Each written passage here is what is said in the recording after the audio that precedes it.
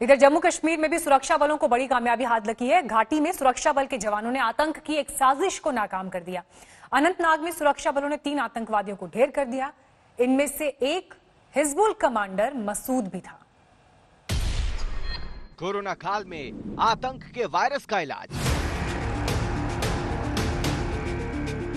जून के महीने में आतंक पर जोरदार प्रहार।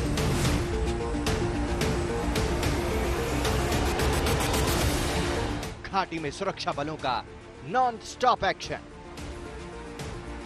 हर दिन आतंकियों से एनकाउंटर, हर दिन आतंक के खिलाफ नई जीत। कभी त्राल तो कभी शोपियां, कभी अनंतनाग, बस जगह बदल रही है, आतंकियों का अंजाम नहीं। पाकिस्तान के पाले आतंकी कहीं भी छिपे हों, वो सुरक्षा बलों के नॉन स्टॉप एक्शन से बच नहीं पा रहे।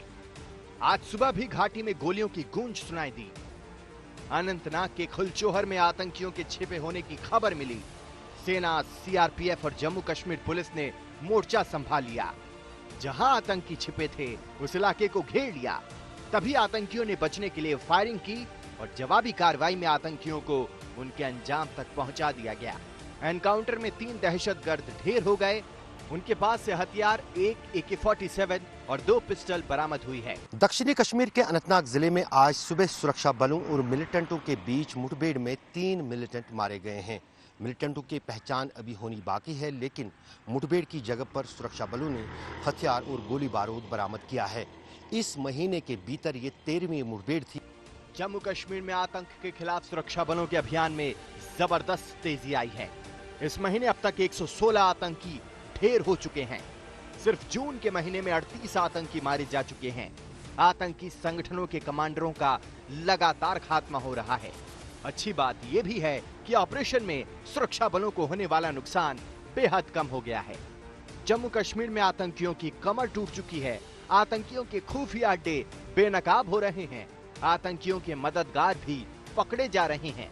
रियाज नाइकू जैसे आतंकी भी निशाना बन चुके हैं।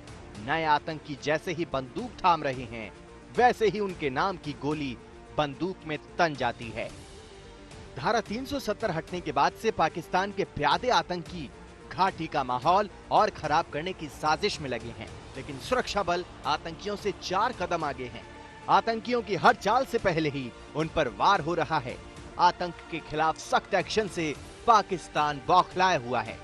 सीज फायर तोड़ने पर भी उसको मुंह तोड़ जवाब मिल रहा है। अशरफ वानी, श्रीनगर, आज तक।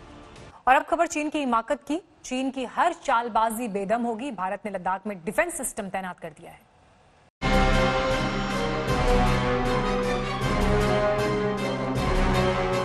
चीन की हर हरकत पर नजर है। LAC के आसपास मंडराते चीन के हर लड़ाकू विमान निशाने पर हैं। अगर कोई गुस्ताखी हुई तो मिलेगा करारा जवाब। अगर आसमान से बुरी नजर गड़ाने की हिमाकत हुई तो आंख फोड़ने का है पूरा इंतजाम।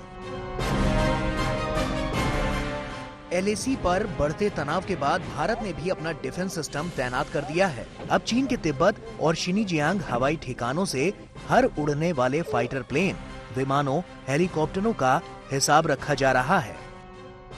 सूत्रों के मुताबिक एयर डिफेंस सिस्टम आकाश मिसाइल की जद में दौलत बेग गोल्डी से लेकर पूर्वी लद्दाख का आसमान है।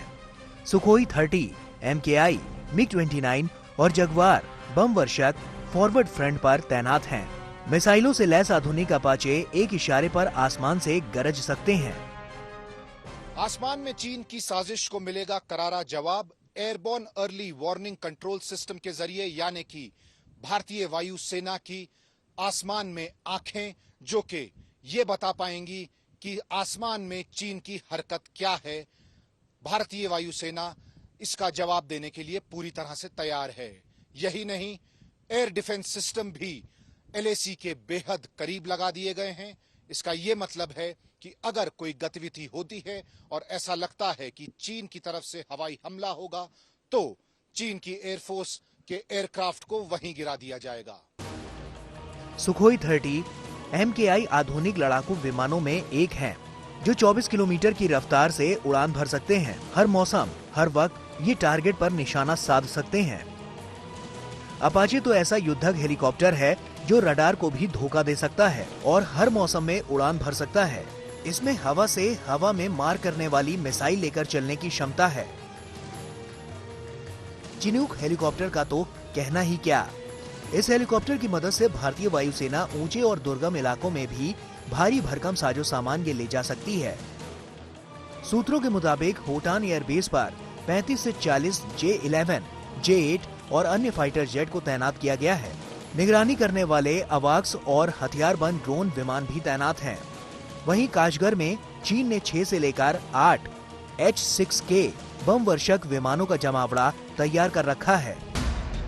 लेकिन चीन से हर मुकाबले के लिए वायुसेना तैयार है। विमानों की संख्या में भले ही चीन आगे हो, लेकिन गुणवत्ता में भारत कहीं से भी पीछे नहीं है। और 36 राफेल आने के बाद भारत चीन से किसी भी मामले में 19 नहीं रहेगा। और कई जगह पर उनके और जमावड़ा हो गया है, जिससे साफ तौर पे जाहिर है कि कोई जल्दी हल नहीं निकलेगा। And we must be prepared for long haul. साथ ही साथ में एयरफोर्स ने अपनी गतिविधियां बढ़ा दी हैं लद्दाख के ऊपर, क्योंकि चाइना ने तिब्बत के अलावा स्कार्दू में भी अपने हवाई जहाजों को तैनात कर दिया।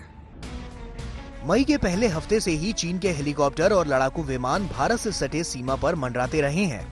जून 15 की खूनी झड़प के बाद चीन आसमान में लड़ाकू विमानों की हरकत फिर बढ़ गई।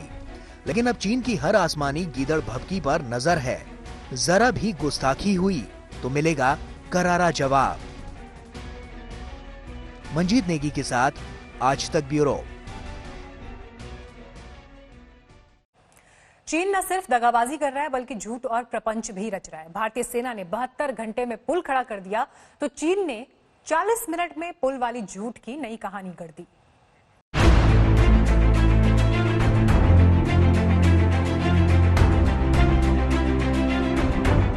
ये है भारत का सच और चीन का झूठ।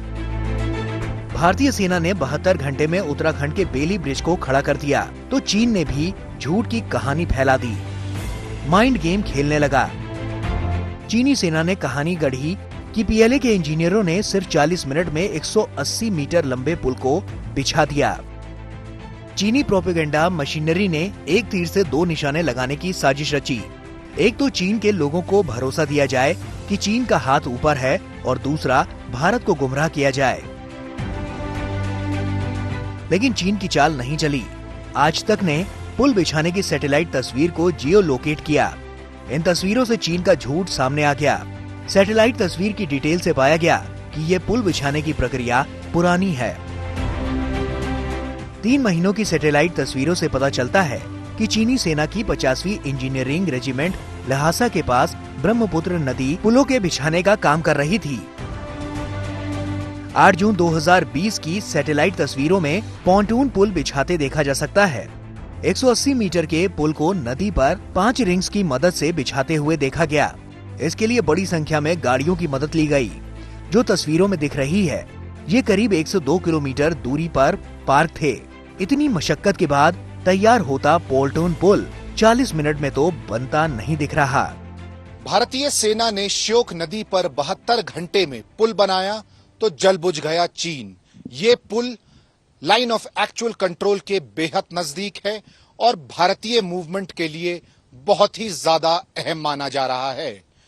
इसके बाद चीन ने प्रोपेगेंडा और झूठ फैलाना शुरू कर दिया।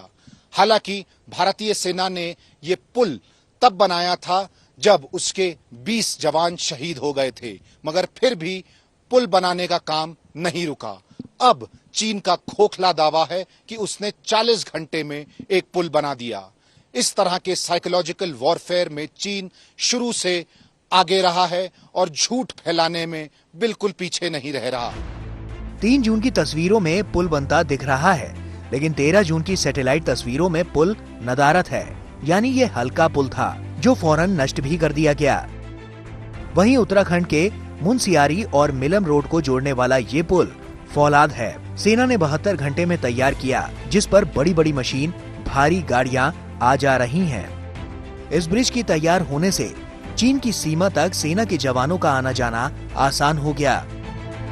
मंजीत नेगी के साथ अभिषेक भल्ला, लेह, आज तक ब्यूरो।